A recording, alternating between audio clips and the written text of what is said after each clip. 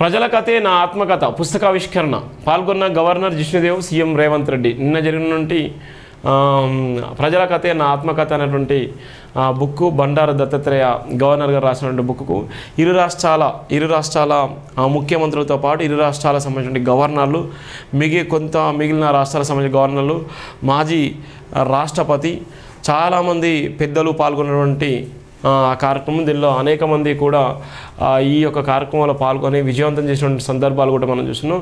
ఇరు రాష్ట్రాల నుంచి చాలామంది వీఐపీలు కూడా వచ్చిన సందర్భాలు కూడా ఉన్న నేపథ్యం ఉంది. కొత్తగా రాజకీయాలకు ప్రవేశించేవారు ప్రముఖ నాయకుడు బండారు దత్తాత్రేయ జీవన శైలిని చూసి ఎంతో నేర్చుకోవాల్సి ఉందని ముఖ్యమంత్రి రేవంత్ రెడ్డి చెప్పారు.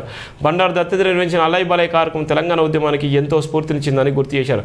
హైదరాబాద్ శిల్పకళా వేదికలు అలయ్ బలయ్ ఫౌండేషన్ ఆధ్వర్యంలో సీనియర్ నాయకుడు హర్యానా గవర్నర్ బండారు దత్తాత్రేయ ప్రజల కథే నా ఆత్మకథ పుస్తకావిష్కరణ కార్యక్రమంలో ముఖ్య అతిథిగా ముఖ్యమంత్రి పాల్గొని ప్రసంగించారు. హైదరాబాద్ గౌలిగౌడ గల్లీ నుంచి హర్యానా గవర్నర్ వరకు సుదీర్ఘమైన ప్రయాణంలో దత్తాత్రేయ ఎన్నో ఒడిదుడుకులు అనుభవించారు. వారు ప్రజలతో సంబంధాలను ఏనాడు కోల్పోలేదు. నాకు వారితో 40 సంవత్సరాల అనుబంధం ఉంది. దత్తాత్రేయ కుటుంబంతో సన్నిహిత సంబంధాలు ఉన్నాయి. దత్తాత్రేయను గౌరవించిన నాయకులు తెలంగాణలో ఎవరు లేరు.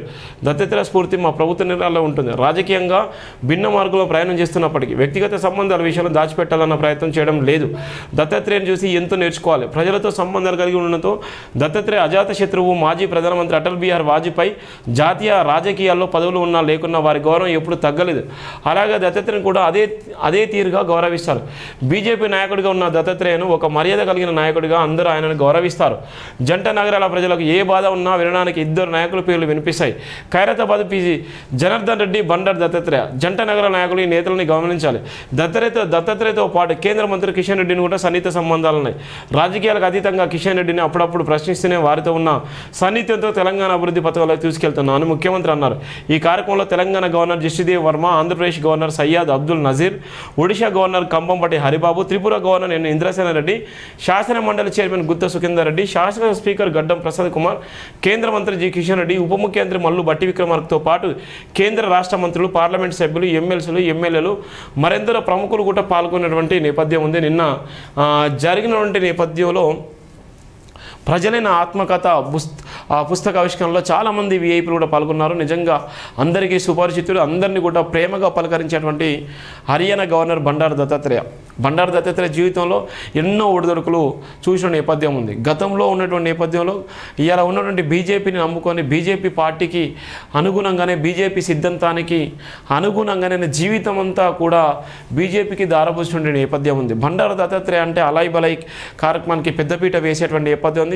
అలయ్ బలయ్ కార్యక్రమానికి తన కూతురు కూడా మోసేటువంటి బాధ్యతను కూడా ఇస్తున్నాం. ఎప్పుడు జరిగిన కూడా దసరా సందర్భంలో జరిగేటువంటి అలయ్ బలయ్ కార్యక్రమానికి పెద్ద ఎత్తున తెలుగు రాష్ట్రాల నుంచే కాకుండా అనేక మంది వీఐపీలో కూడా ఆహ్వానం పలికి అలయ్ బలయ్ కార్యక్రమాన్ని రంగరంగ వైభవంగా జరుపుకున్నటువంటి నేపథ్యం ఉంది. ఆ నేపథ్యంలో అనేక మందితో కూడా ముఖాముఖి కార్యక్రమం నిర్వహించి అందరినీ కూడా ఒకే ప్లాట్ఫామ్ మీద తీసుకొచ్చేటువంటి అలయ్ బలయ్ కార్యక్రమం కూడా ఎంతోమందికి ధైర్యాన్ని ఇచ్చి దగ్గర చేసినటువంటి సందర్భాలు.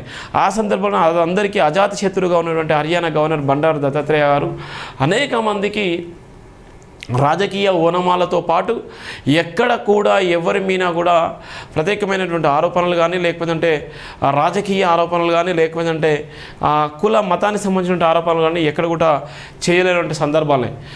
బండారు దత్తాత్రేయ అంటే ఒక పేరు పోసినటువంటి రాజకీయ నాయకుడు. ఆయన అనుభవం చాలా వరకు ఎంతోమందికి ఉపయోగపడ్డది. ఎక్కడ కూడా కాంట్రవర్సీకి పోలేనటువంటి నేపథ్యంలో ఉన్నటువంటి పరిస్థితి. ఆయన ఫైనల్గా రాసినటువంటి బుక్ కూడా నిన్న రిలీజ్ చేసిన సందర్భంలో అనేక మంది పెద్దలు కూడా పాల్గొన్నటువంటి సందర్భాలు చూస్తున్నాం. ఇది ప్రధానమైనటువంటి జేపీ దినపత్రికలో ప్రధానమైనటువంటి వార్త.